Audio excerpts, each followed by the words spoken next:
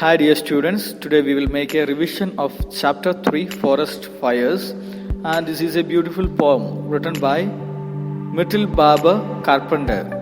So this poem, it speaks about the ignorant ways of people that result in the destruction of forest. Ignorant, that means human being always appear to be ignorant in certain areas, and how such a kind of ignorant behaviors of human being can result in the destruction of forest, that is clearly mentioned in this poem.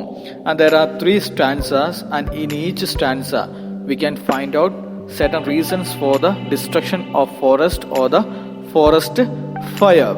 And in the first stanza, the poet says that someone dropped a matchstick and it resulted in the great forest fire. He dropped the matchstick, burning matchstick, and he went away from the place, and that slowly catched fire to the bushes and the trees and ultimately resulted in the forest fire. And in the second stanza, the poet says that someone built a campfire and failed to put it out.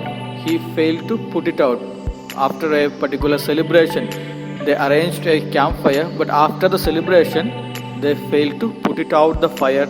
And what was the result? The breeze came and quickened the embers spread about.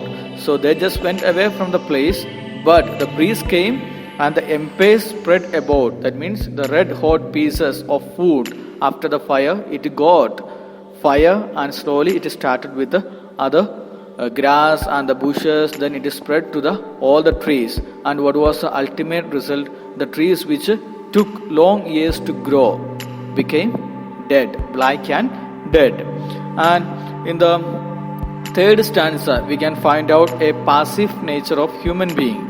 Passive nature means inactivity of human being. So the person found the fire, but he thought that it was not his duty, and he was not having enough time to spend to put out the fire. So he went with his own business and he didn't put out the fire. What was the reason? He thought because he didn't start the fire and he did not have enough time to spare, and he didn't make any try to stop that fire, and the result was the forest fire started and it resulted in the destruction of forest. So the poet discusses or shares her views regarding the forest fire and how the ignorant ways of human being can result in such a kind of destruction of a forest.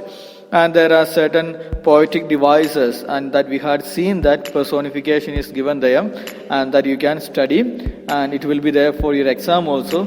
And the word and meanings are given there in page number 26. So you may study the words, the vocabularies, the new words you study with the meaning.